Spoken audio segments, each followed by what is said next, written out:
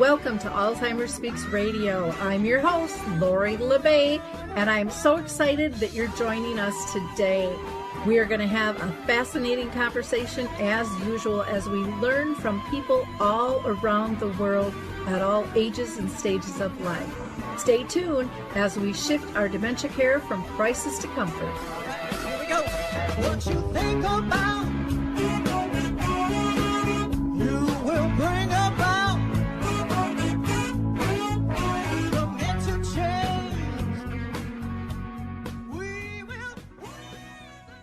Well, hi, everyone. I'm Lori La Bey with Alzheimer Speaks, and I will be your host today. I am thrilled you are joining us. We are going to have a really interesting conversation with two of the world's leaders in dementia. And Michael Ellenbogen, who had symptoms since he was 39 and didn't get diagnosed till 49, and his diagnosis has changed multiple times over the years. And so I'm thrilled to have Michael with us. He is like I said, a world leader. He's spoken at the World Health Organization and has really pushed to make change here in the world of dementia. And then Teepa Snow, who is an international trainer and who has had such a large impact in terms of how we deal with dementia. Again, this is going to just be a really, really fun and informative show. But before I get into that conversation, I always like to do a couple of shout outs. And one is to the band who does our opening song, which is called Clarion Call by the Mark Arneson Band. I'm so thankful that they gave us that song to use. I just think it's so uplifting. And if you like it, you can go ahead and download that on any of your favorite music platforms.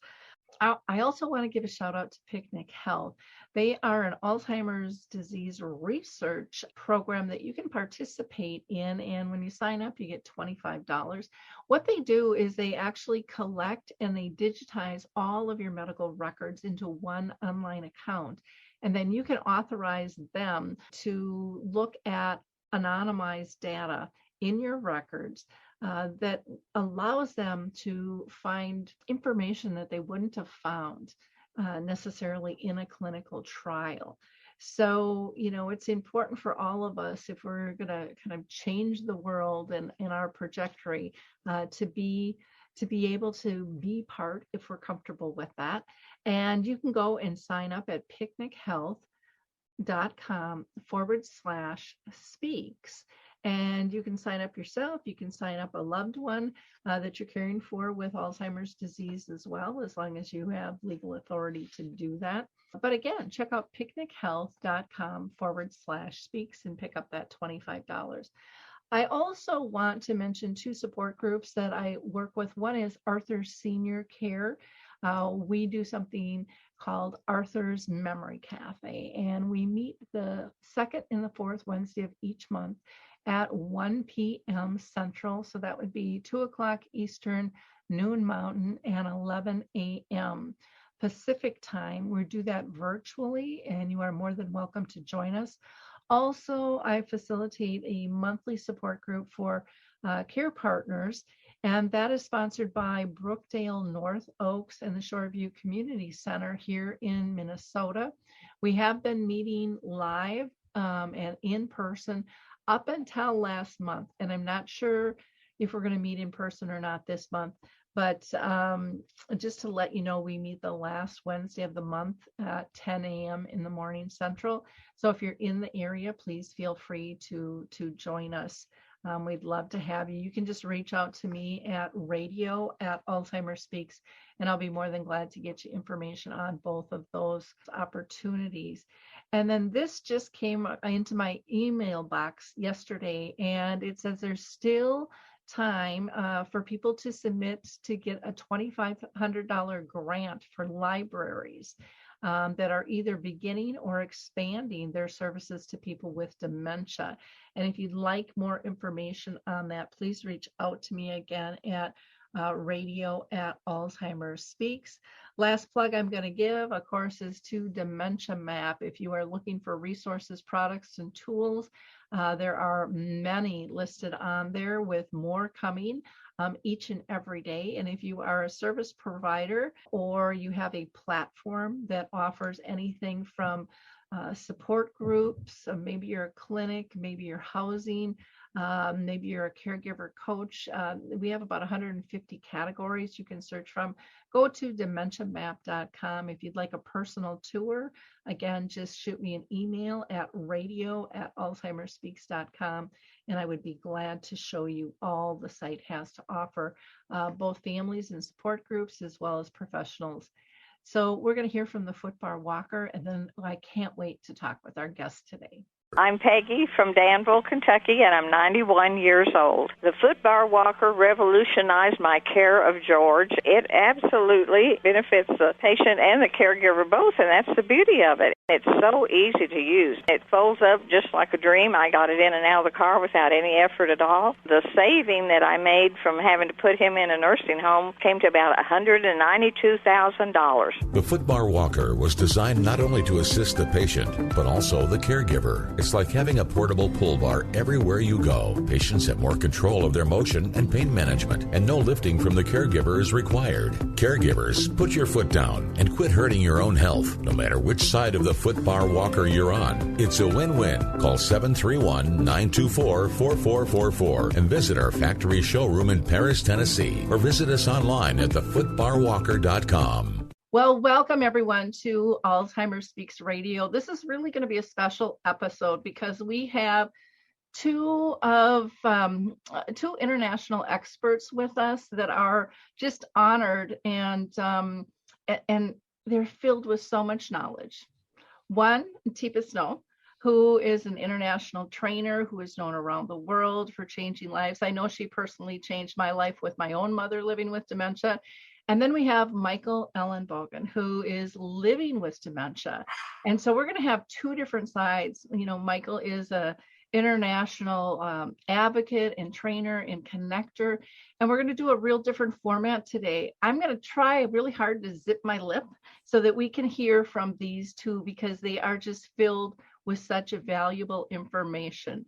So Michael, I'm going to throw it to you first. And you can tell us how you got to know Teepa and introduce her. Well, thank you so much for having us, Lori. First of all, I'd like to thank you for doing this. I actually came to Lori with the pitch to do this. My goal was really to ask the questions that people didn't know about Teepa, and for her to ask me the hard questions. So together, hopefully we'll make some groundbreaking show here today. Let me paint the picture on how I met this wonderful woman. I started advocating for this cause, I guess, over 12 years ago. I was very fortunate as I was invited to attend many venues for free. Sadly, I had the opportunity to hear so many, and most were clueless in what they said. They may have had one or few good points, but they just didn't understand dementia. Then one day, I was in an audience at one forum, and by now I was used to the same old things that they all said, and something clicked as I was listening. I could not believe it, what I was hearing. My goddess, this person really knows what they're talking about. How can that be? How does she know all this? She had me so puzzled that I had to know more about her. I was so excited that I had heard her, and I went home and I told my wife about this lady. I said, I heard this lady, Teepa Snow. She actually gets it. I cannot understand how. I need to understand and talk to her and reach out to her and speak to her. Within, I guess, a year, my wife had the opportunity to meet her. Over the years, we slowly got to know her, and I always tried to get more involved with her. But I was just one of the persons of all the millions who were always wanting a piece of her. At that time, she had such a busy schedule and traveling so intensively, and she was pretty much booked out, believe it or not, I think 6 months or longer. So I don't even know how she managed to squeeze me in once in a while, to be honest with you. Then I guess a few years later, I met this other wonderful woman, Lady Jackie Pinkwitz, at Napa meeting. she was part of an organization at that time called CCAL. And at that time, they were not focused on dementia, but that was part of their agenda. So we hit it off quickly, and I was asked to serve on that organization. While I don't remember for sure if Teepa was on the committee at that time or was just a regular, but she was well known to them. Because of that, I quickly became friends with Teepa and suddenly moved up on her radar. She and I became so open with each other, and she and I questioned each other, and we learned from each other. She had graciously allowed me to attend many classes, and virtually and in person, and I had an opportunity to role play with her education team. Since then, Teepa and I were even family members of DAA. So that's how we met. I hope I got it right. I don't remember exactly, but that's the best that I could remember. You did a great job, Michael, for a guy who's supposed to have significant issues with recall. I think you did a pretty doggone good job. So now let me do the reverse. I think Michael said a lot when he said to Lori, I pitched her something, because Michael is this amazing guy in the business world. I mean, he comes from a background of excelling at business opportunities. And he takes an opportunity and turns it into something that's going to happen. So Michael is really skillful at seeing stuff, thinking about it a little bit and going, ooh, I think I have an idea. And I want to let somebody who has some power to make a decision in on this and see if I can bring some people together. So Michael is one of those folks that likes to them, let's see if we can't figure out how to do something that might make a difference. And so Michael, my background with Michael is he really wants to make a difference in the world of people living with dementia. And so before that, he made a difference in Wall Street companies. I mean, top of the line kind of group is what I know. Now, I didn't know Michael then. I don't know that I might have liked knowing him then, but he might have, show me your teeth, Michael. They might have been different back then. They might have had a little bit of a sharp bite to them. And, that's not my pull. But since Michael started living with this thing called dementia, what he got really committed to is changing this culture of care, which is where we interface. From both sides of it, we come together, but not like, you need to change. No, you need to change. But instead, how can we come together and try to affect change? Because we both believe what is not what should be. And the stigma and the resistance to seeing things differently, the idea of neurodegeneration versus dementia, and that idea that all people who have dementia look alike, and there's only one main type of dementia, and that's what most people have. It's like, well, that's not true. So we've come together a lot over time. One of my very first really strong, powerful memories of Michael is when he shared an essay with me on orange fuzzy drinks. Because Michael, you have a history of loving. Now, I don't know if it's sun-kissed or what. It's orange soda, right? Am I remembering that right? Yes. It's one of your very favorite guilty pleasures. Correct. True. And Michael, in his wisdom, deciding as I move forward in my dementia, he'd heard rumors. Actually, not rumors. He'd heard that as you move forward in this condition, very frequently in the later states, you will have difficulty with swallowing.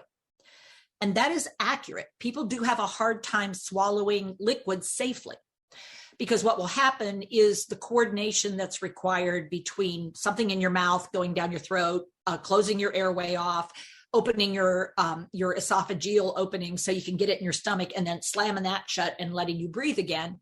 It's pretty complicated, and your brain runs that. So when it starts failing, people start worrying, particularly with thin liquids. And so one of the recommendations historically has always been for thickening the liquids. And you thicken them with something that takes a liquid and turns it sort of into a pudding.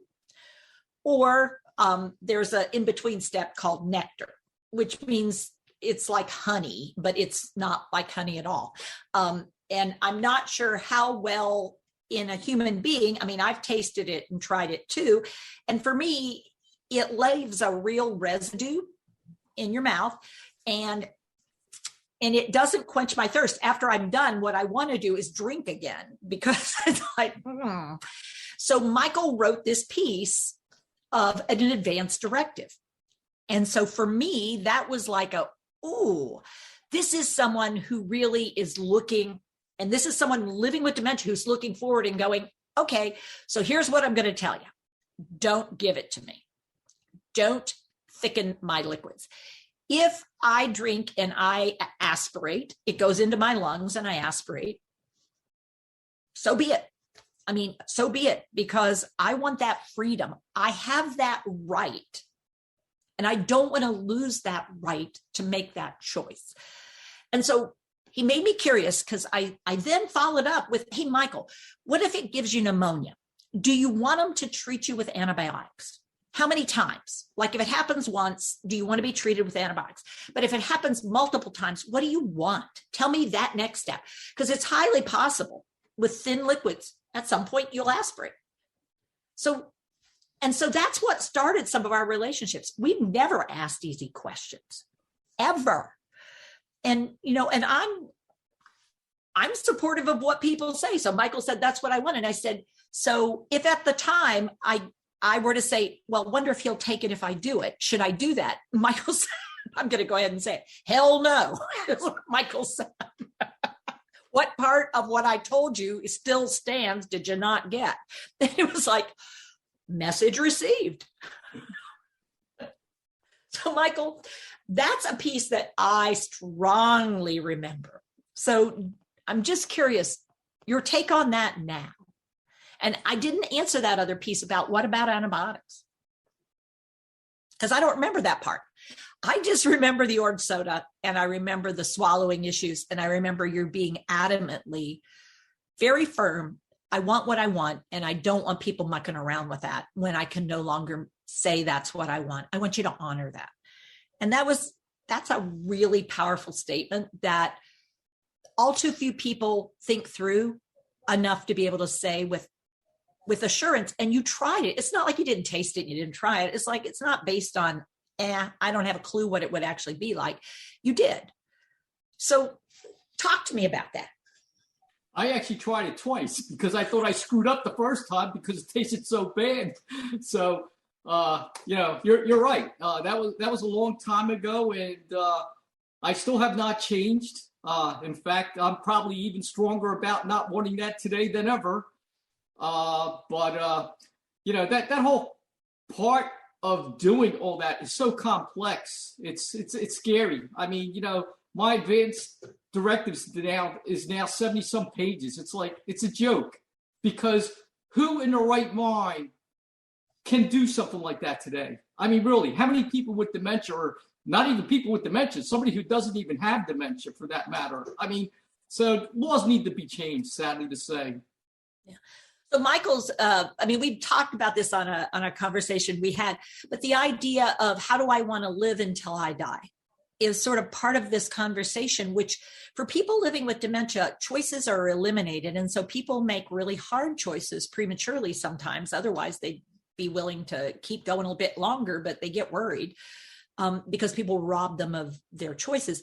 And my emphasis is always on, so how do you want to live till you die? And that includes, so I asked the question, so would you want antibiotics the first time?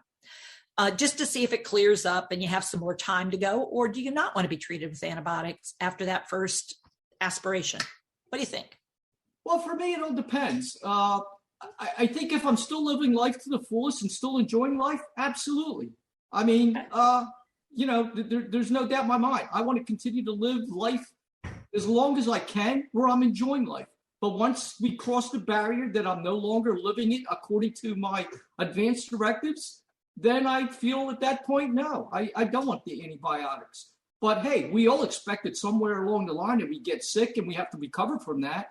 And that's what's scary about this whole bit about making pre-decisions on your life ahead of time, because, you know, a lot of us tend to put DNRs in place and, hey, I want that DNR to kick in, but we got to be careful when that DNR does kick in, because we don't want to go out the wrong way.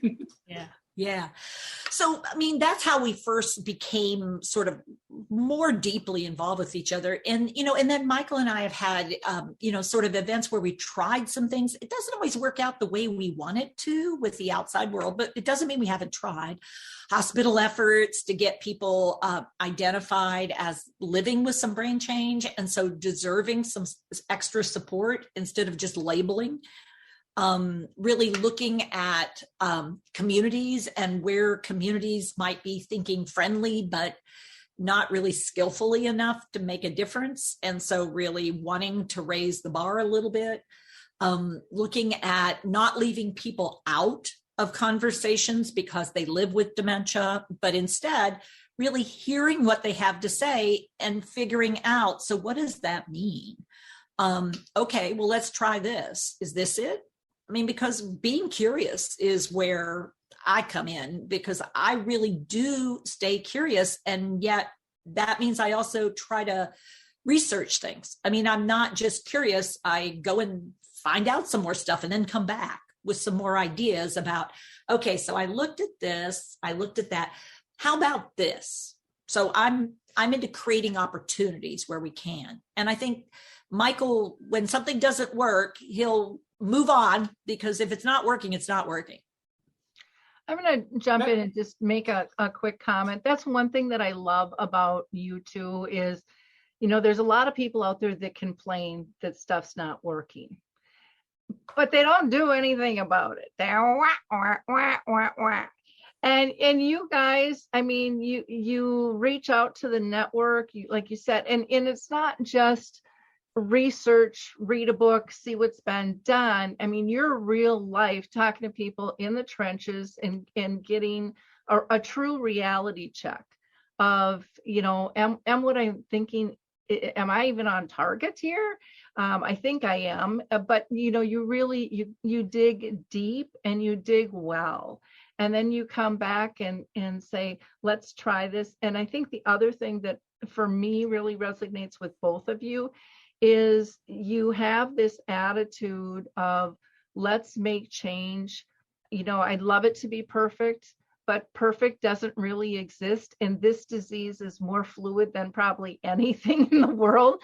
So let's just start, see where it goes, and we'll continue to adapt. And to me, that is the best of all worlds, because you're inclusive, you're real, and you know, life ebbs and flows, and that's what we're talking about. We're talking about life. We're not talking about a product, even though it might be wrapped in a product or a training. It's something that that we're always constantly learning from, and not a clinical study. I mean, I see you guys drawing off your audiences and who you talk from. It's not a one-way pitch per se. It truly is a conversation and a collaboration. So for that, I think that's one of the things that differentiates you guys in the industry as a whole and really makes you stand out. So thank you for that. Thank you, Lori. That was great. I got to tell you though, I've known Teepa for a very long time, but I don't remember why Teepa got into working with dementia. So can you let us know why you chose this profession? Okay, so it's a complex answer. I mean, it really is. Yes, I had family members, but unlike some people, that is not why I did this. I had an opportunity. I worked in head injury and developmental disabilities and stroke rehab. So what do all of those have in common? Developmental disabilities, head injury, and stroke. What do all three of those have in common right away? Changing brains. And so I then was working on this, I was teaching at the School of Medicine at UNC Chapel Hill. And because I was doing that work, we were seeing a lot of people outpatient wise. And we were seeing also, we were one of the first teaching nursing homes in North Carolina. So we were seeing people in facilities, in community, in family situations. And what we discovered is, wow, there's a lot of brain change going on out there that's not fitting into one of those three categories. Who's doing stuff on that? And the answer was, oh, well, that's dementia.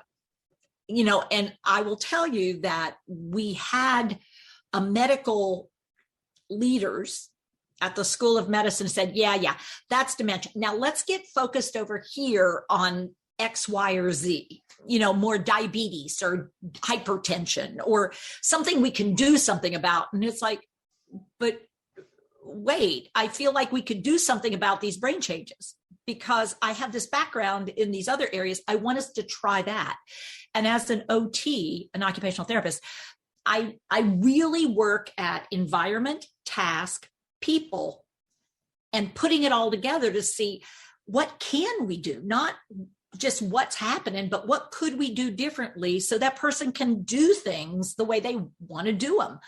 It's like, what can we modify so they can still do the stuff they want to do?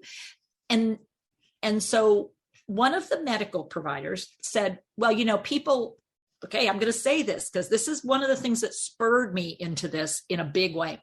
Well, people who are demented are like sheep with scabies. And I was like, excuse me? And that was his mindset. And he was leading some of the work that was happening at the university. And it was like, and yet he had done research projects on hand function on people living with dementia because it was good for his career. And I saw the difference between true commitment to people who are living with some brain changes. And yet with the right support, people living with brain changes can look very, very different.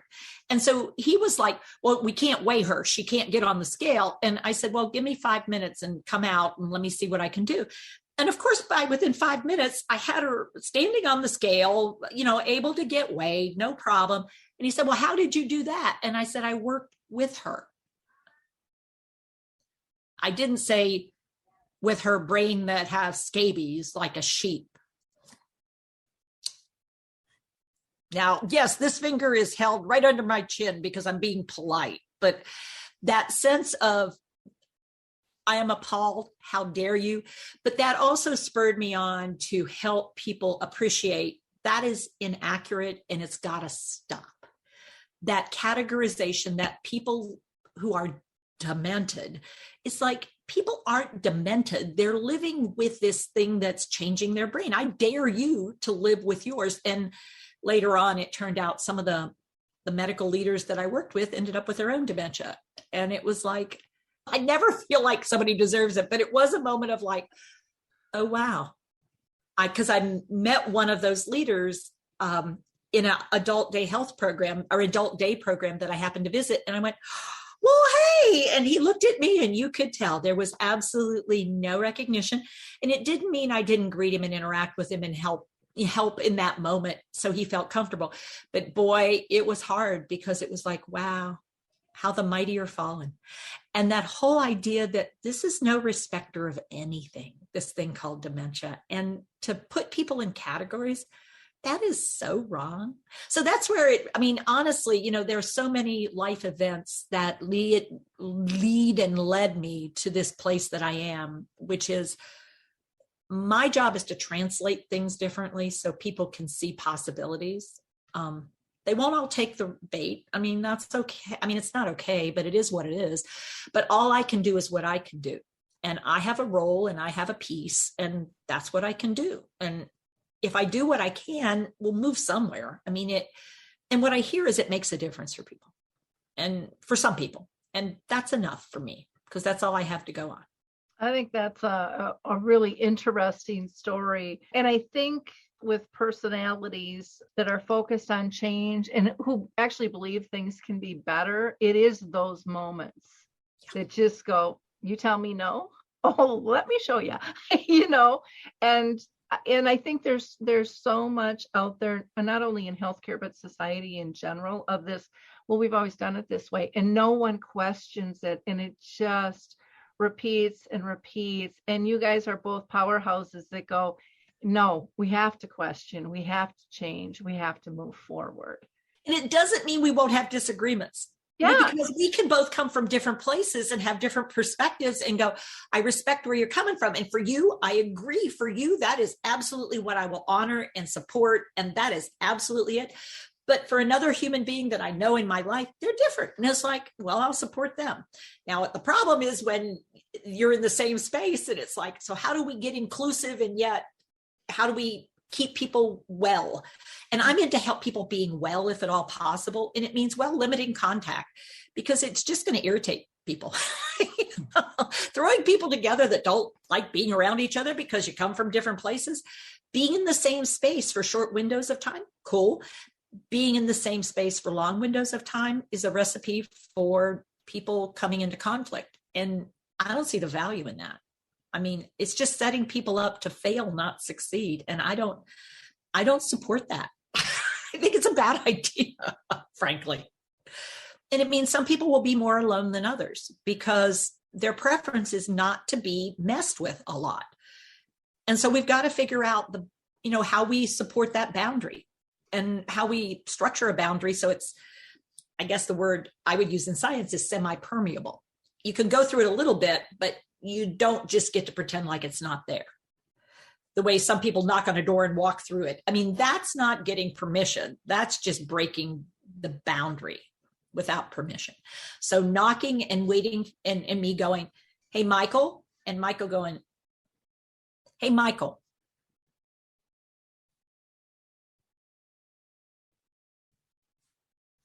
Michael?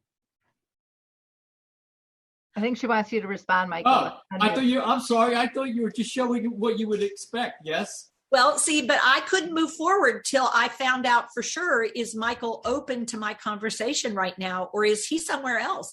And until I figure that out, I don't know whether Michael is really present with me or something else. And sometimes it's really helpful to have a third party, because Lori could do it. Whereas if I did Michael, I'm talking to you. Oh my God, how friggin' annoying. But by pausing and waiting, I found out, and now we know Michael's open to a conversation. So Michael, there was one other time. So I'm going to ask another question, see how this one swings with you. I remember at some point, there was a speedboat. There was a wanting to pilot a speedboat, really wanting to do that again. Now, it was during a phase, if I remember correctly, where you had some impulsivity going on. If I remember right, you were having some impulse control questions, because when you made a decision, you wanted to pilot a speedboat again. And I do say again, because you had done it historically. If I remember right. Now I'm reconstructing and my memory's a little faulty. Do you have a history of having piloted a speedboat historically? It wasn't a speedboat, but it was a cruiser. A cruiser, okay. Yeah, and you're correct. I actually wanted to go back into boating, and I was afraid of being able to do it. And we actually bought a boat, and I bailed out on the contract because I was terrified when we went out for the test ride, and I didn't do it. Lucky I was able to get my deposit back. But a year later, my wife was going to become the captain of a boat. And sadly, when she was being trained, believe it or not, had bought a boat, a used one at that time. And I was able to step right in. I wasn't able to listen to what the captain said and how to do things, but I was able to step right in and take over and do it. And I was told by the captain that, hey, you can continue driving. You're doing great. So yes, you do remember correctly.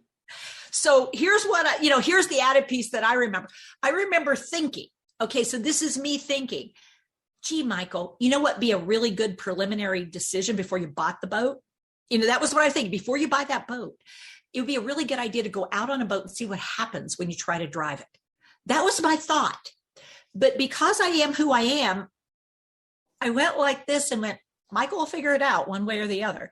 I mean, Michael, I think, is one of those people who has to try it to believe it. And so I opted at that time to not say it, because I really did want to say, Michael, you know what? Here's an idea. Borrow a boat and try captaining it to see what happens. But I didn't, because you'd already decided. I mean, you had decided you were going to purchase the friggin' boat. And it was like, okay, all right. I'm glad you got out of the contract and you didn't lose your shirt in it. That's all I'm glad about. Nope, it did. And I got to tell you, Teepa, you know, your story on how you got into this is amazing, because there's so many key leaders out there who are trying to train people. And until people such as yourself can step in, you know, we have such respect for these high people because they've been at it for so long. But sadly to say, they're not doing a lot of good for the people who are living with dementia. And that brings me to another thing. It's like, I don't know, do you realize how great you really are at this? To me, there are like 3 women out there who truly get it and understand dementia. And I think you're at the top of all of them. What makes you so different? I have a weird brain. I myself have a weird brain. I mean, I do. I mean, my brain has never been traditional to start with. And, you know, I say that my mom, when I was a little kid, it was back in it was in the 1950s, when you would sign your kids up for all kind of psychological testing because it was the thing to do. And so I got signed up for a whole bunch of stuff. And it turned out within very few tests, they said, she acts more like a boy than a girl. I mean, back then, that was the result of the testing. She absolutely doesn't have a fear reflex to try things that girls classically are more willing, you know, not willing to do that.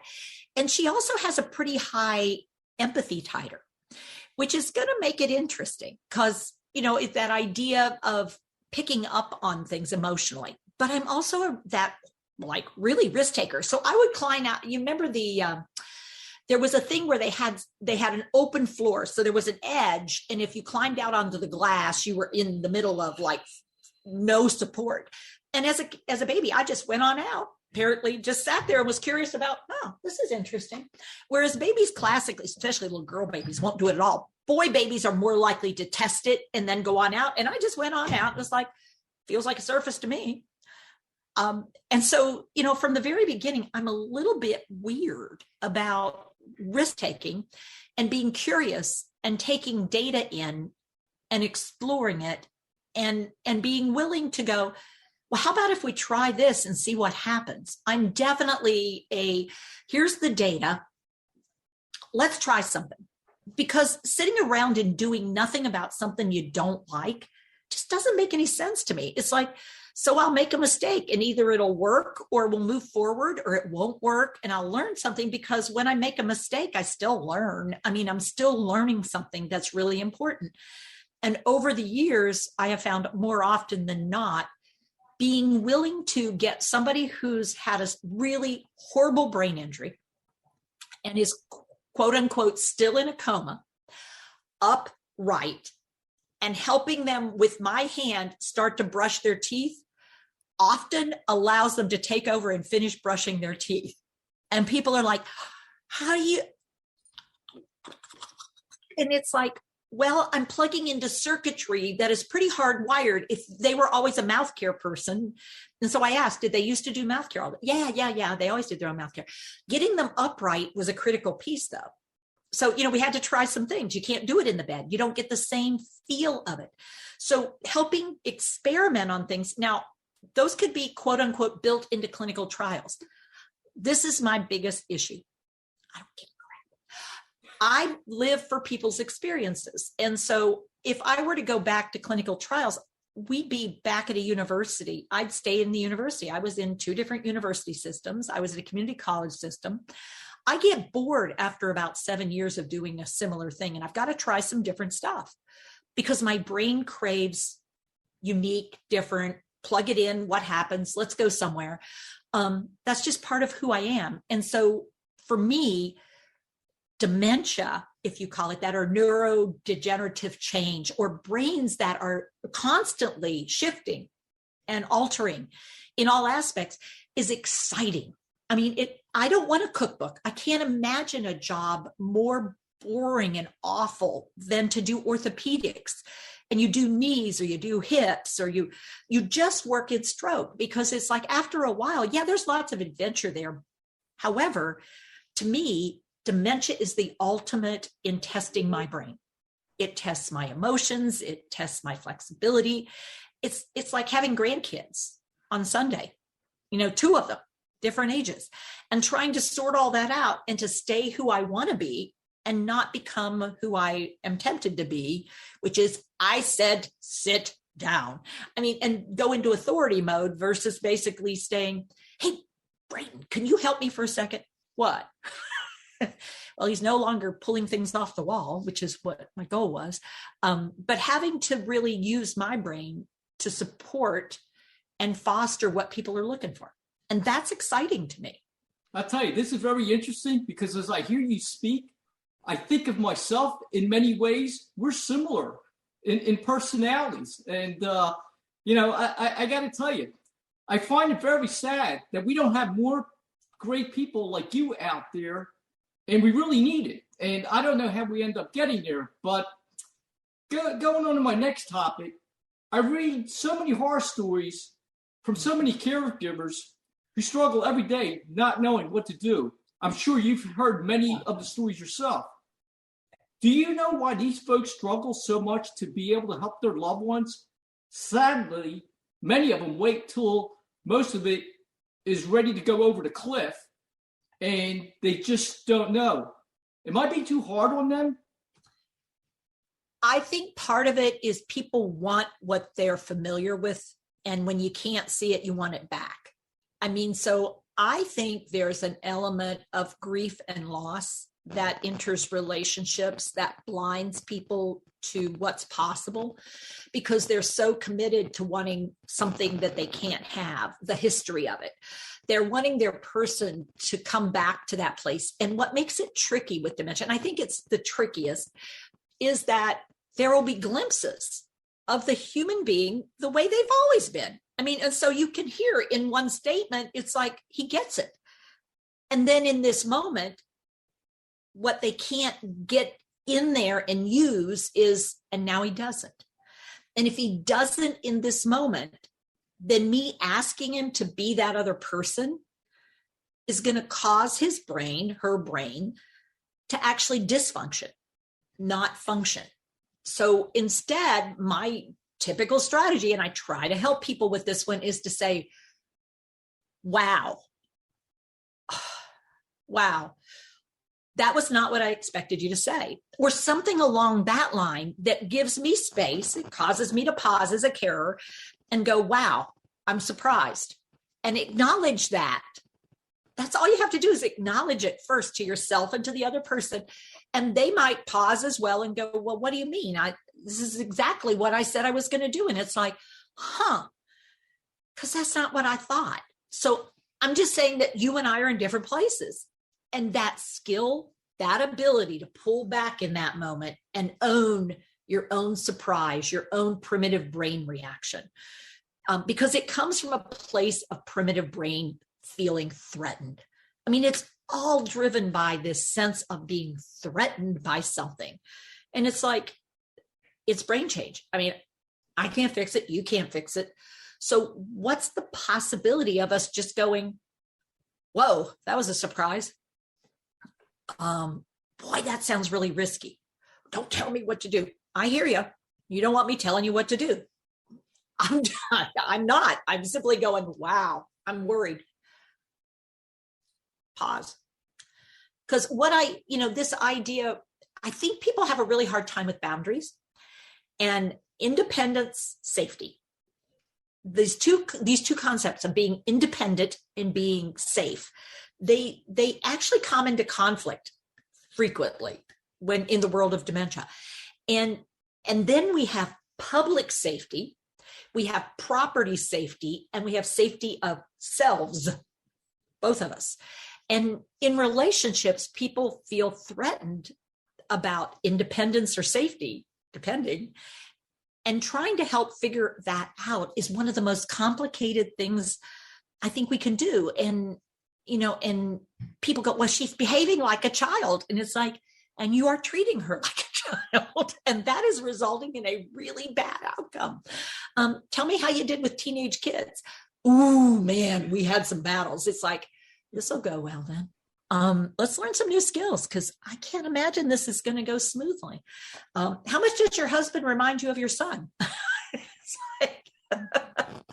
These moments where we have a chance to use our thinking brain before we get into a situation, we're going to use our emotional brains, our very reactive brains, and reflective versus reactive. And I think we explore it so little, and we expect so much from ourselves. Whether we're living with dementia or whether we're not, the reality is sometimes my brain will do what I want and sometimes it won't. And the best I can do is pull back and go, wow, I do not know what to do right now. And just saying that out loud, I don't know what to do right now, can be incredibly powerful in a moment. To not try to fix something, I don't know what to do. I'm just saying right now, I don't know what to do. I don't know where to go. It doesn't mean I won't try as we move forward, but I've got to acknowledge right now I'm stuck. And I think the willingness to do that as a human being, to say I'm stuck. Medical providers have hard, they want to be those experts. Researchers have a hard time. No, this is my lane. This is what I can do until we get that evidence base. And it's like, why are we using gait belts on people living with dementia? Well, because that's what you should do. There's current practice. And it's like, where does it come from? Here's the news that, I'm using it as an example. When I first started practice, we didn't use gait belts. I'm old. I'm really old. So when we first started, what we did is we used people's pants and their waistbands and their belts. But what happened was we ripped pants and we gave people wedgies. And so what happened is they came up with gait belts as a substitute for helping people sit up in chairs, helping people feel stable while they walk. But they were never tested. This was back in the day where you just started using something as a new device. Oh, wow. Sort of like restraints. When we found out that 4 out of 5 people in nursing homes were dying due to restraint use. And we went, oh, chemical and physical restraint. We're going to pull back on that. That might have been a mistake. So now, due to those mistakes, people assume that some of what we do is based on science. And it isn't. It's based on common practice and what you learned from your instructor back in medical school or OT school, or what somebody told you sometime, or your maybe one case scenario. And it gets people thinking they know something when they just simply think something or feel something. And I'm real intuitive, but I also need to stay curious. I've got a question I want to ask both of you, because I just find this conversation really interesting. I know as human beings, we all want to control things. We don't like loss. We like things the way we're projecting them. And I know for me, I found being more fluid and spontaneous were some of the biggest gifts in my journey with my mom, that I never would have experienced if we wouldn't have gotten sidetracked and gone somewhere else. Do you think, because we live in this world where everything is staged, everything is perfect, even if your world is crashing, oh my God, I got the best family in the world, we're doing this, we're doing that, and everything's in order. Do you think that's made it worse, or that we just don't hide the disease, where before, years ago, you just stayed in the house and they didn't come out? What Michael, what are your perceptions on that? Well, the approach that I like to take is I like to think that everything down the line is going to be the worst possible way. And if it's not, I'm ahead of the game. And that's the attitude that I take with all these things. I try to expect the worst of everything. And by expecting the worst, then I can't be disappointed if we end up down that road. But if it's better, then I'm ahead of the game. I'm doing something great. And that's what I believe caregivers need to do. I think caregivers need to prepare of the worst cases of people with dementia. And if they were to think that way ahead of time, and if their life isn't like that, then they're going to think, wow, I'm lucky because I don't have to deal with it in that case. And my God, I got to tell you, I've seen so many caregivers think how bad their situation is. And I don't think they even know what bad is, because I talk to other caregivers that I can't even imagine what they're going through every single day. So it's like me. I'm living with dementia. I'm having some difficulties. But my God, I know some other people who are living with dementia that are so much worse than I am, so much worse. So I'm lucky. So you have to think of it differently. And if your perspectives are differently and your expectations are differently, then it can only be better for you as time goes on, because you're thinking it's going to be terrible. And if it ain't terrible, then it's a good day. So you really have this attitude of gratitude. And I think that can be, a make or break situation if we can change people's mindsets on that. Teepa, what are your thoughts? So I'm going to take it a different direction, Lori. So I'm going to say, I think what we now have is people living with dementia can come out of the closet a little bit, as long as they behave, as long as they don't step over that line, as long as their abilities still make people comfortable, or maybe just a little uncomfortable, but not real bad. Because if it's real bad, then, oh, that poor man. Oh, Glenn Campbell, how sad. Oh, how wonderful that he can sing with Lady Gaga. That is so amazing how he does that. And it's called preserved brain. A lot of people living with dementia are going to have a rhythm section, the right temporal lobe, that's more effective. You can make use of that same thing with people around you, because why do you think I use such a rhythm in my voice when I speak? What do y'all think? It helps people pay attention. It helps people break things into small bites of content. It helps me put emphasis where I want to put emphasis. The idea that we've moved the line a little bit. So people who are MCI, people who are early in dementia, well, yeah, they know, we'll let them say something. But for people who are late in dementia, we still don't want them coming out and going places. It's like, I don't think there's an us and them. This is my world of it's time. This is like developmental disabilities when, as long as Johnny can look normal and act normal, he may be on the spectrum, but he knows how to behave. It's like, here's the real story, guys. People who have brain differences, neurodiverse is now the word we're using, whether it's mental health issues or whether it's developmental disability issues or whether it's this thing called dementia issues. I truly believe we have to start opening windows and doors so people can see the wide variation that is normal instead of abnormalizing everything. This is what normal dementia looks like. This is what normal brain change looks like for somebody. They're going to be very sensory driven. So they're going to want to touch things. And they may, if you get within arm's reach, they may touch you.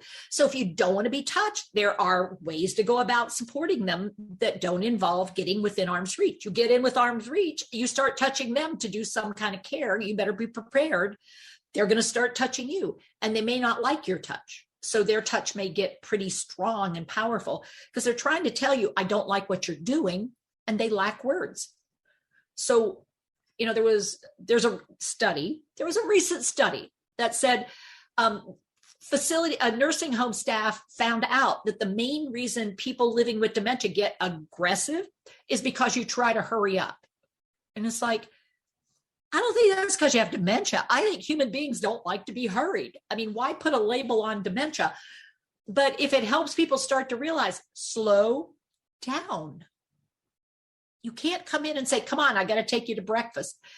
and expect somebody who's doing something else in their mind or having trouble processing to go, oh, okay, well, let me get up out of this chair, pull my feet back under me. Let me make sure I don't need to go to the bathroom. Oh, I don't. Okay, let me come with you. I mean, really?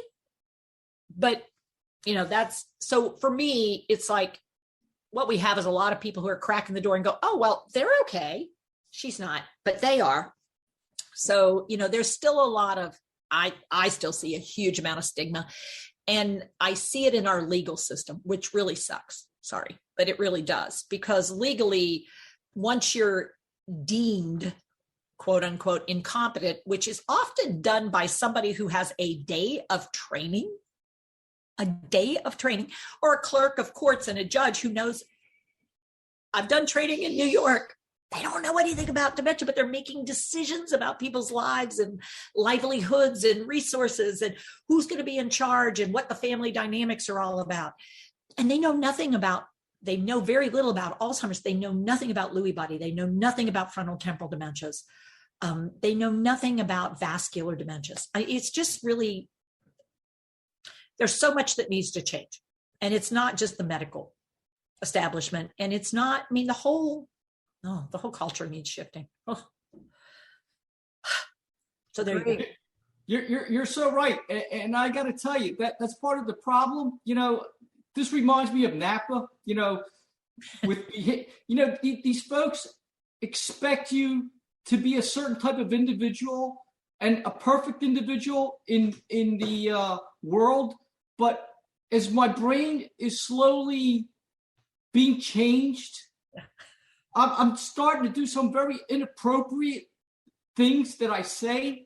Oh, Michael, those are one of my least favorite descriptors. Inappropriate. It's like, and I don't understand them. And the problem is, in order to still be out there and talk, nobody forgives you for those things, and they don't understand that, and it makes my life so much harder out there because I don't understand.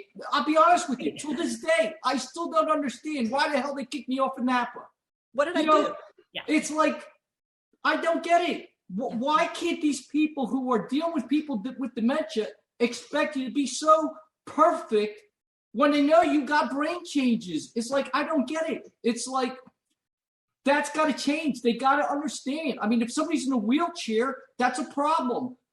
Well, I got a brain change problem. So why are you treating me different and you're expecting me to be a perfectionist when you know I have problems? And it's the people who are in power who are creating, to me, the stigma for the people with dementia, because they're not understanding to let go some of those things when they see those issues arise. So this is for me, this is the biggest issue. There's this new line in the sand. Well, as long as you can behave, we want you. And then when you can't, you're out. And it's like, wait, that's not an inclusive community. I don't know how to break this to you. What you've done is change where the marker is of what you find acceptable. And it's like, who came up with the word acceptable? I'm going to go back. So there was a time in the world where women could not breastfeed babies in public spaces. And somebody had to go, who are you to say what I can or cannot do in the sustenance of another human being? And it's like, oh, well, I don't like it. It's like, got it. I hear you. You don't like something. You don't want to see it. It's like, well, position yourself so you don't have to see me then when you're in the next booth over. Change seats with somebody. Because me not being able to do something that you do because of some of my responsibilities or some of my abilities or some of my inabilities. When I said it's like developmental disabilities, back in the day, we institutionalized everybody. When I was a kid, if you had a child that was born with anomalies, cerebral palsy,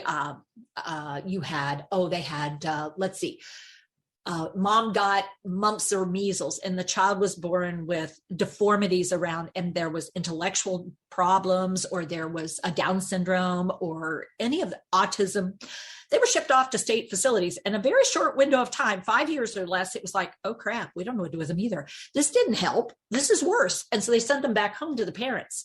And so some of my early life, teenage years, were spent with families that were going, you took them for 5 years and you sent them back. And I've got to tell you, I no longer have, I don't know what to do because you've sent them back. They are not healed and whole. They're having issues and we don't have programs in place. We did the same thing with mental health. We closed the state psych hospitals, but then we didn't open all the support systems that should have been open for people living with mental health issues. So now we still have people shooting people down, people, getting in big problems. And, it's just this desire to not see, I think Lori nailed it, this desire to not see things that aren't perfect. And it's like, look in the mirror, you can see something's not perfect. I mean, why are we so invested in pointing out each other's flaws when we all have our own? It's just hard sometimes to watch people hurt each other and go, wait, have you never had a bad day? I mean, you've never had a day where you said shit when you shouldn't have. I mean, come on. I mean, what you're seeing is the explosion of a brain feeling threatened and out of control. So let's pause a second and figure out what just went on here and say, wow, it sounds like you're really, really furious about what just happened. Talk to me about it. And you've got to pause it so the brain can get back in gear. But if you're just simply going, that's inappropriate, boom, let me really get you out of control. I mean, it's like, God, let's poke somebody where it hurts and see what happens. Well, and sometimes, I almost think too, when I hear this happen so often where someone was just this petite little woman or this pastor who never saw her, and then all of a sudden, whoom, they're making, sexual gestures and they're swearing. And it's like, maybe it's just all pent up from trying to be perfect and it's coming out now because the filters are gone. I mean, some days that's kind of how I look at it. And it's, I think Naomi Feil also said, swear a little now, save yourself trouble down the road. Yeah. So that people are aware, you do know those words. I mean, you have learned those words. And on occasion, when you're, that's where it's like, guys, we take in a lot of data. What we hold on to and decide not to share. Man, I live authentically, so nobody's going to be surprised. Yeah, me too. Me too. And wouldn't it be nice if we were all allowed to live authentically? But I think, part of the one other thing I wanted to ask you guys was because we're kind of talking about fear and trying to be perfect and fitting in and categorizing. One of the things that really frustrates me is, and I think we've gotten better, but I think we still have a long ways to go, is that we focus on fear to fundraise instead of hope. And it's like, why can't we give hope and draw people in? I think they'd stay much longer, but there's, it's almost, and Michael, you had said it earlier, a lot of organizations have this philosophy of fear-based, the numbers are overwhelming, it's going to get you, and it's like, everyone's chance is equal in this, I'm sorry. And we really, don't know a lot about this disease. We pretend we do, but there's so much to learn. And I always say it's kind of a baby disease. But what, Michael, what are your thoughts on fear versus hope in terms of funding and pushing forward and just living life? Well, I got to tell you, Lori, I have mixed feelings with that because you're right. We shouldn't have to do that. But when it comes to dealing with government, and you have to deal with some of these larger institutions, that's the only way you get them to react and do things, which is sad. It's not that you're the squeaky wheel that works with them. You have to somehow work on their emotions.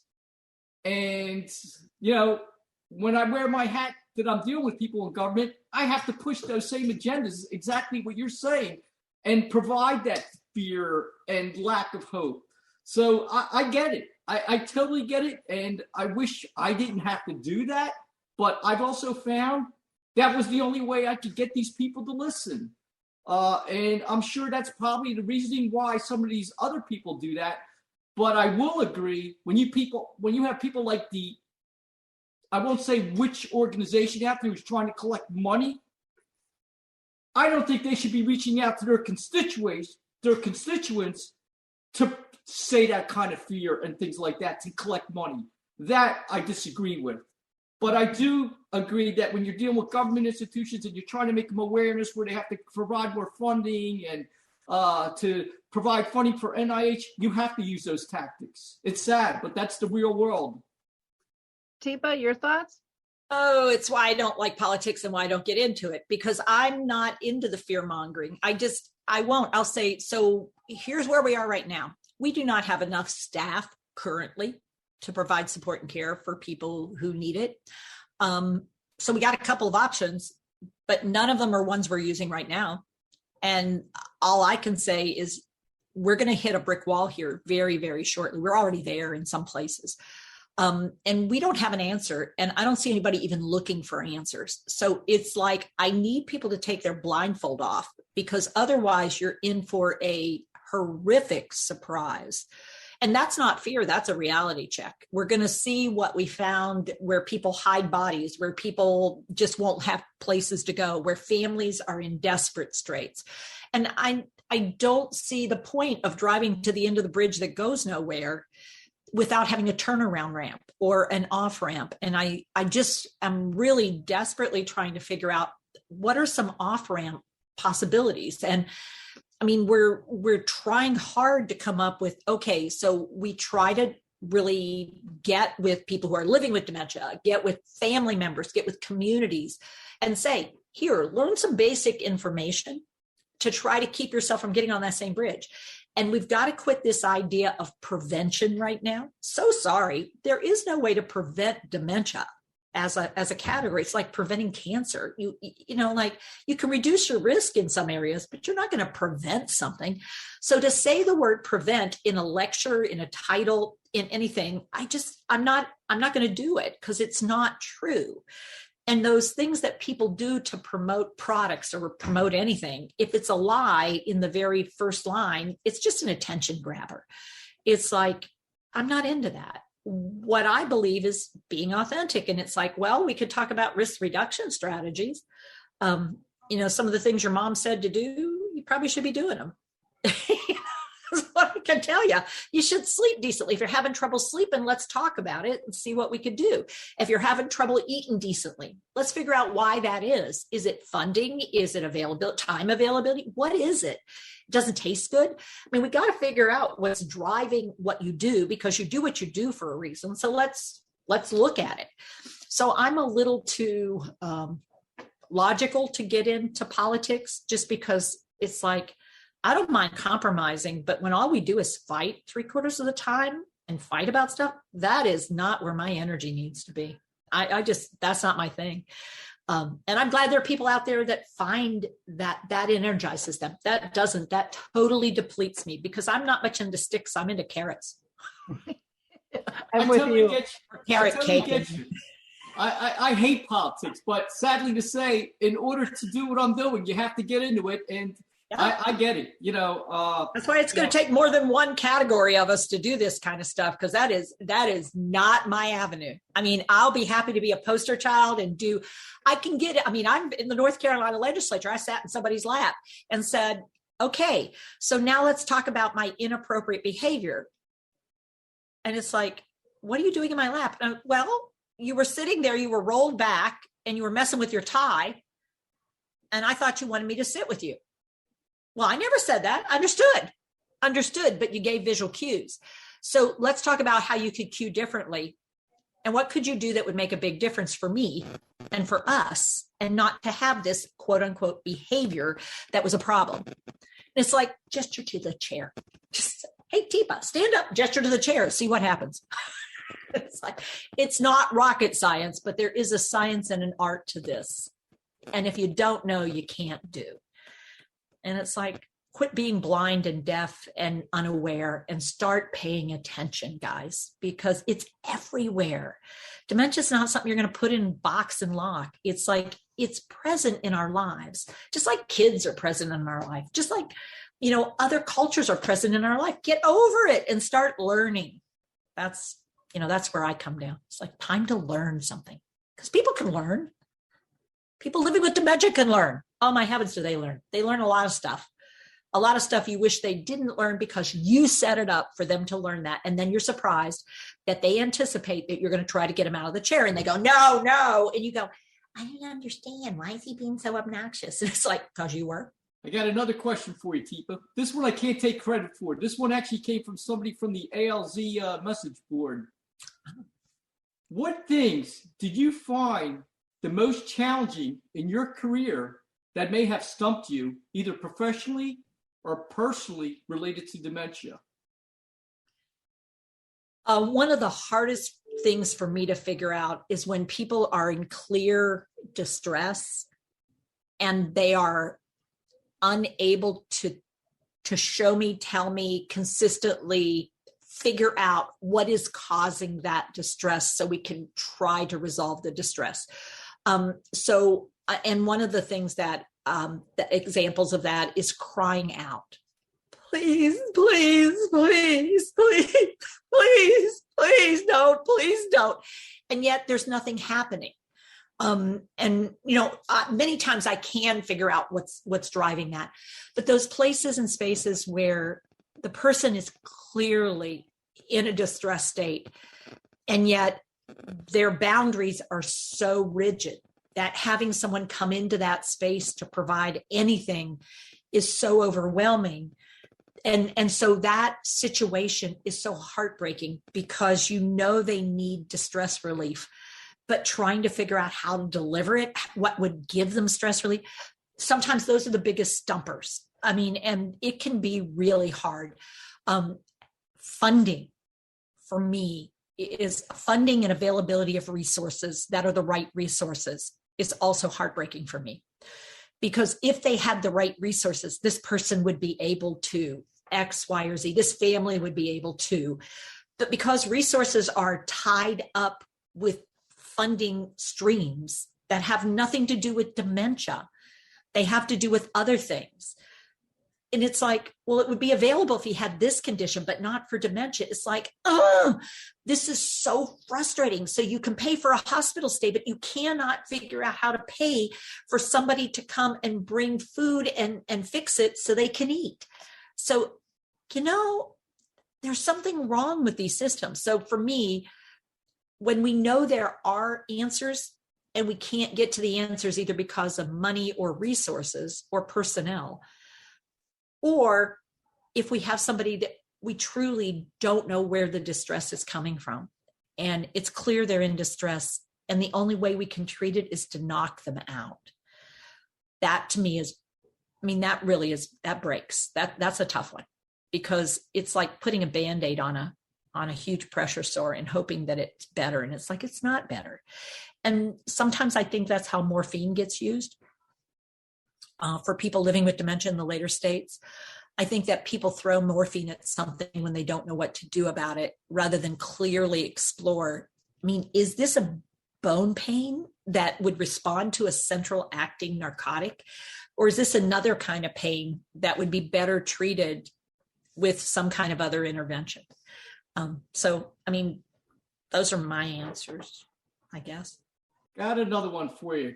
I've had the opportunity to know a lot of players in the dementia training field. Many of them created their own certification programs. Not that I understand why they think they should be able to do that. I'm shocked that they do not even include people with dementia. In fact, some of them refuse to include people with dementia in the process. You have always included people like me in the process to learn more. In fact, you have the largest network of people living with dementia playing a key role to educate your team. Why is it that you are the only person out there that realizes the importance of learning from those who actually live with it? Well, because I'm here to serve people living with dementia. That's the whole point of what we're doing. I can go do other things. This is not the be all and end all, I hope, but I don't know. I may end up doing this the rest of my life because that's what I'm called to do. But I believe if I'm not serving the people I'm supposed to be serving, then how dare I do training about serving people that I'm supposed to be serving without having people that I'm supposed to be serving involved in the training. I've had 40 plus years of clinical experience to draw on. I've also had life experiences well before that to draw on. So I have, like close to 60 years of experience living with various kinds of dementia around me. So, and other health conditions. So I'm coming into this with a very rich background. But for other people that I may be bringing into this world of providing support and training, they may not have that. So I want them to learn from people who are living with this condition, because you've met one person living with dementia, you've met one, but if you've never met anybody, worked with anybody, learned from anybody living with dementia, you're working blind. You are working absolutely blind. Well, my grandma had dementia. So did mine, but that doesn't mean that made me somebody who should teach others about dementia without learning more and having people living with dementia in my world, in my life, in my days. And so I have people living with dementia that are just part of my life, because I truly believe that's how we become a community. If I'm not willing to have people in aspects of my life that aren't just professional, how dare I? That's not a true community. That's patient, doctor, that's client, it's just got to be different. I truly believe we are human beings ultimately, and we've got to treat each other as human beings. And if you need to be invited in, good Lord, why not? That's craziness to me. I just don't think it's authentic if we don't have people living with dementia as part of the training experience. I think it's wrong. Well, we're going under total assumptions then, of what our background is. And it's like, why, I always say, why don't we open the door and invite them in instead of peering through the window guessing and making all these judgments. I mean, and I'm sure you're the same, but I've learned so much from people in the trenches, both those diagnosed and family members. I mean, there's not a better learning field out there than reality, and being able to accept it and learn from one another. I think it's silly, Well, I think it's hopeless. If we do not take that perspective into consideration, we don't listen to that, we don't learn from that, then what we're doing is hopeless, because we will never meet the needs of people that we're trying to serve if we don't check in and make sure those are the needs they have. That's what they want, because, otherwise learning that Thicket is good for people late in that's a brand name. So thickener is good for people late in dementia who have swallowing issues, only if they want it. I'm sorry, it's only good for them if they want it. And if you're not listening to Michael, you don't know that some people don't want it. And it's like, so it makes me take a step back and be more curious and less judgmental, because I've got to find out. In other words, every time I interact with a person living with dementia, I've got to find things out before I start moving forward in care or support or anything else. And I think that's maybe why I can't support other certification programs, because they don't. I mean, they do not honestly involve people who are at various points in their dementia, various types of dementia. They don't involve them in the learning process. And it's like, well, then I think you might be missing out on some stuff that are important things to know. That's what I think. And I got to tell you, Teepa's not afraid to ask the hard questions at those things. I've been there, so I know. And I think that's great, because, that's the only way you learn. And I think it's great. Like I said, I think you're a lot like me in many ways.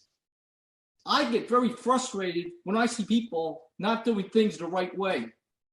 My wife laughs at me, and I have a saying, there are many ways to do things, but there's only one right way. Michael. Michael. There's only one right way for you. And that I live with you. I know I don't, but my husband is very similar to you. So I have to be real thoughtful about, so do you want me to do this, or would you rather do it? I'll do it. It's like, got it. Because I will never get it right. And once I've learned that, then I'm going to be more effective working with somebody who needs it to be that way. And it's just what it is. I mean, I don't, who am I to say you're wrong and I'm right? I mean, like, no, I think there are better ways. And I know there are some really crappy ways. So, and see, that's where we are similar, but we're different, But my ability to know that, yeah, it's like, I really think you should knock and wait till somebody answers before you come in the room. Are there exceptions? Absolutely. But do I think people deserve space? Absolutely. And I think respect is what we're talking about here.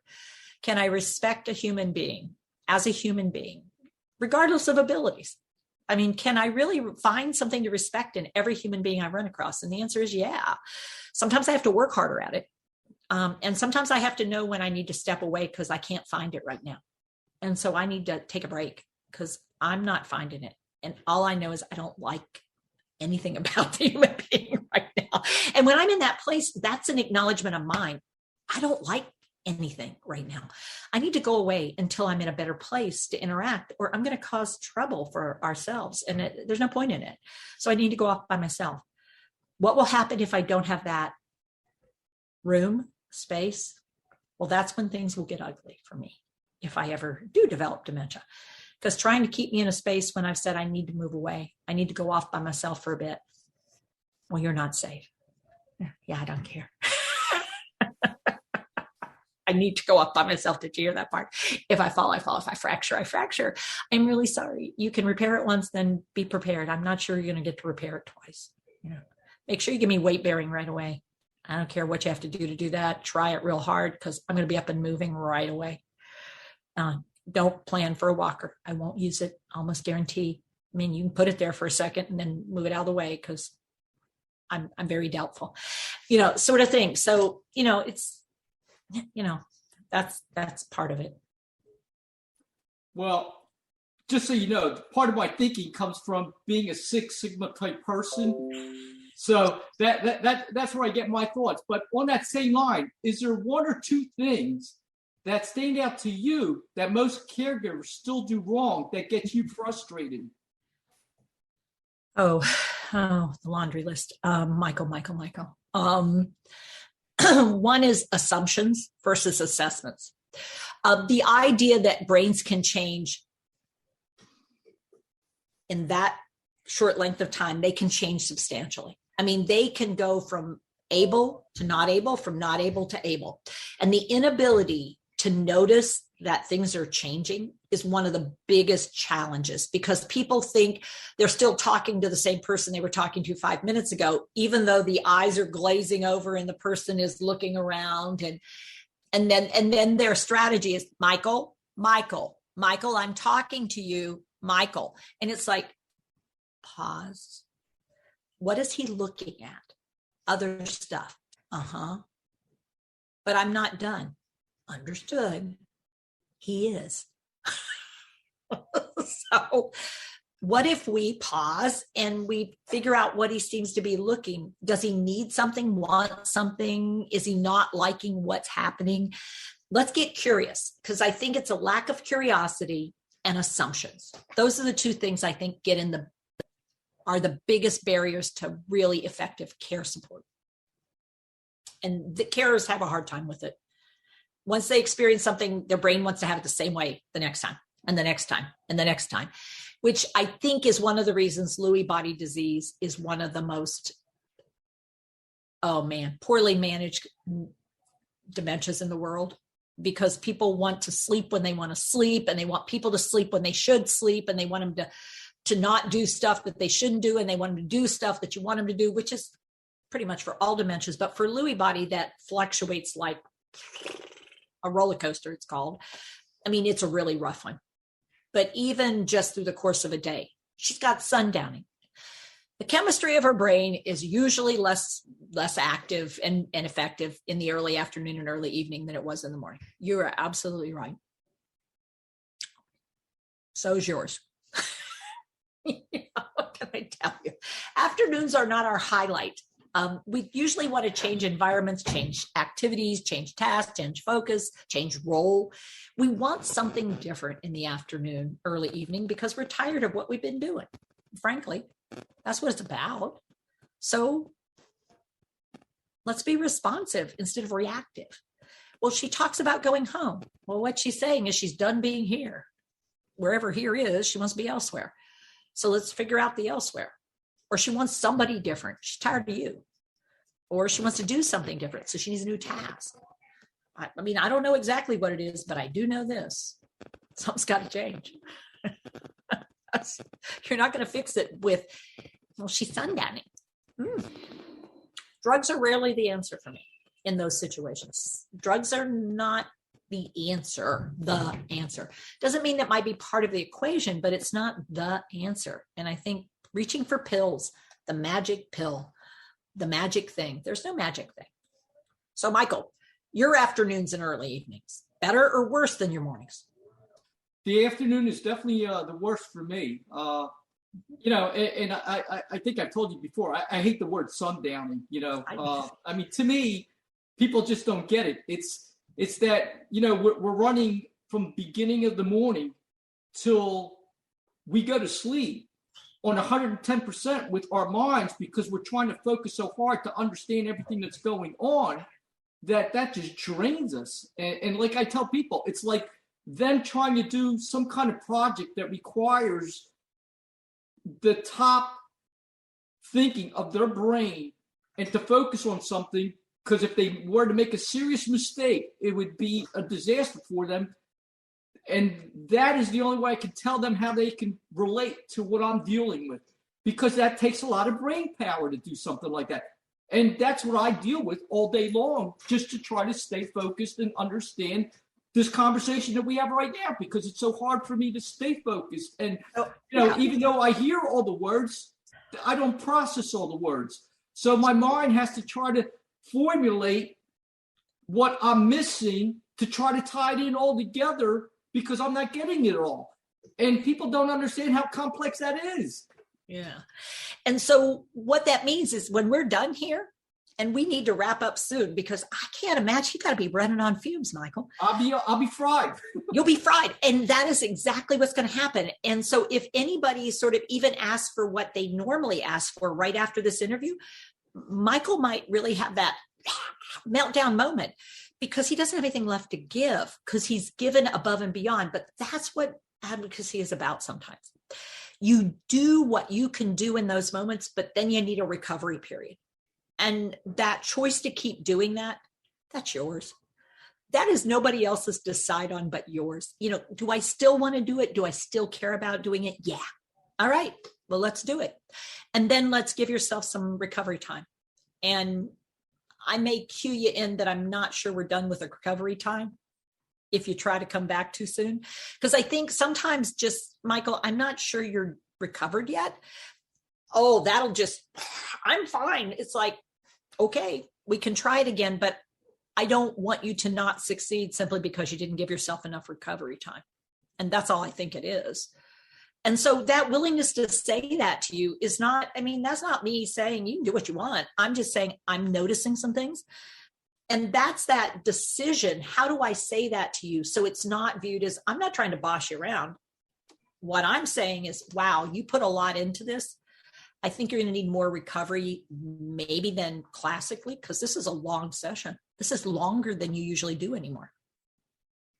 You're right, Teepa. And to give you an example, yesterday I was at a meeting, and the first half hour of that meeting, I tried so hard to understand what the meeting was about. I can't tell you one word from that meeting, because I got into that meeting and my mind was somewhere else. And I just could not process any of the information I was hearing, nothing, no matter how hard I tried.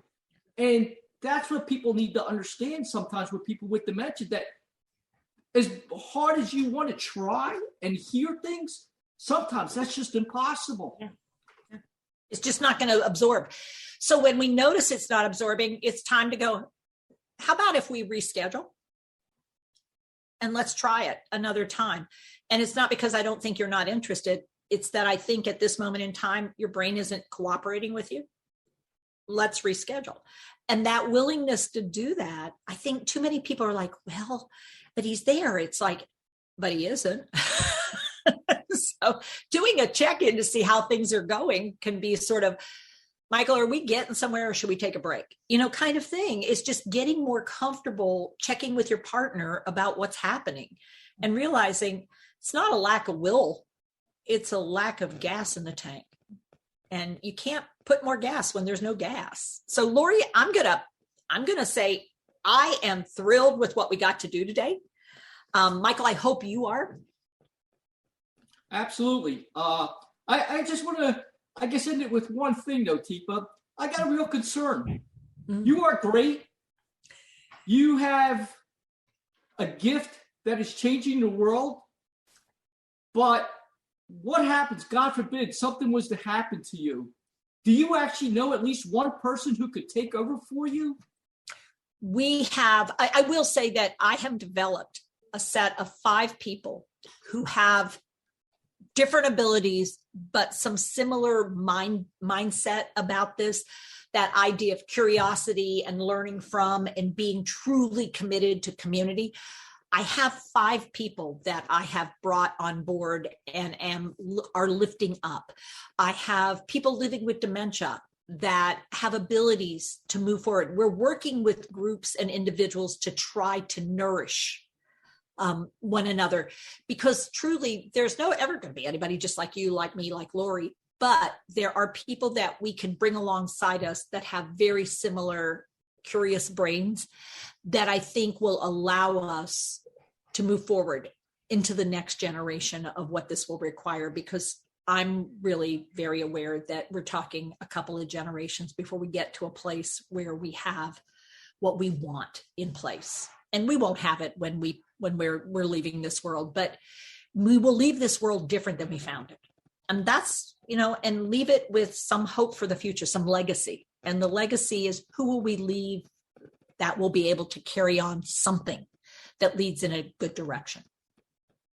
You're absolutely right. Nobody could ever replace you, no matter how hard anybody. You would want to. You got to be from West Virginia. Michael, any last words from you? I just have to say that this has been great. Be with my 2 favorite women here, and it's really been a pleasure to be with both of you, to be honest with you. I mean, the New Jersey is coming out. I could do a whole oh my God, the New Jersey just came out. He was so not New Jersey, and he just went New Jersey on Jens. I mean, just really close to Jens.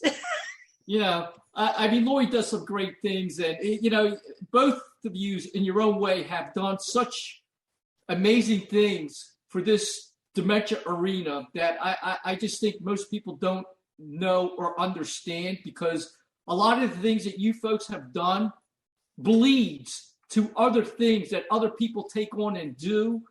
And that's how you folks are making a huge impact out there.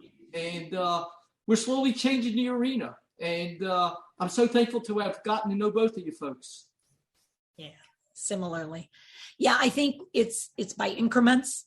But if we don't, I feel like the little inchworm sometime, but if we don't ever move forward, we'd never go anywhere. And it's like, I'm not paralyzed. I mean, we might as well move. Yeah. Well, it really is a ripple effect. And one of the things I guess I want to add, just wrapping up, is I think all 3 of us kind of summarize this, but we don't really have a fear of failure. We have a fear of not trying. We all seem to have this kick the curb, the word perfection, and focus on progress, and being fluid, being spontaneous, and thrive on change and the hope and the possibility of what the world could be like, and how we can serve, and then being grateful for like-minded people and collaborations, and just the willingness to be authentic and to be heard and to be listened to. I mean, I think people like Michael living with dementia and the families, all that they've taught us in terms of what are the true needs, and to open that door to really let us know and see the privacy of their world, and stepping out onto the stage. I mean, that's just such a beautiful, profound thing, because it helps so many people. And Teepa, your work is just amazing. I still remember the day I met you at a conference, and I asked why my mom was having such a difficult time in the shower. and that she was scared of the shower, and she always liked, being clean and grooming, and she loved water, and she was petrified. And you said, get a rain shower, start from her feet. It's the pressure. It's this. And I mean, I have told that story, I don't know how many times, but your willingness to share in an authentic and real life way that you can go and apply stuff is just so beneficial. So thank you both for your time today. I can't thank you enough. Teepa, do you want to go ahead and give your contact information out if people want to check you out? Yeah, www.teepasnow.com, our website. We have a Facebook page. We have, a YouTube account. I have TikTok. We have, you name it, we're there, because different people learn different ways and people connect in different ways. And we're trying our very best to be available throughout the world, however people might learn, because this is a big subject and we got to figure it out. Different languages, different ways. So thank you, Lori. You are a gift to the world. And Dementia Map. Yeah, that one we've got to find a central location that is not driven by fundraising, that has a place where people can come and can learn about what's going on in the world and who resources might be. So I think that piece is really essential. And I think that's important. And Michael's work and all of our work together, I think, is what will make a difference. So thank you for the opportunity. Thank you, Michael. And how would you like people to reach out to you? Well, since I no longer have websites, I guess that's kind of hard. I guess they can find me through the internet if they want to reach out to me, or if they can get through you to get to me. I'm pretty easy to get a hold of. Okay. So people can always reach out to me at lori@alzheimerspeaks.com, and I'll connect. That's part of what I do. So again, thank you so much for all you do in spending this amount of time with us today. This has really, truly been a pleasure and an honor. Thank you, Michael, for the opportunity, for the pitch. It was no pitch. Thank you. And for our listeners, I would just say, like, click, and share. There was a lot of meat in here, a lot of learning for all levels of people, for those diagnosed, for family members, for professionals, for researchers, doctors, you name it, cities, businesses. There's just so many nuggets. And, we're doing all of us a disservice if we don't share it. Don't keep knowledge to yourself. It's there to be spread. Be part of the ripple. So thank you. It's time to rethink, renew, and reimagine retirement. Hey everybody, Jared Sylvester here, host of Retire Repurposed. Now this podcast is about the non-financial parts of retirement, which many times can be even more challenging than the financial. We believe retirement is not the end, rather the beginning of what could be the most impactful, purposeful, and fulfilling season of a person's life. So don't retire, become repurposed. To listen now, search Retire Repurposed on your favorite podcast platform, Senior Resource, or Life Audio.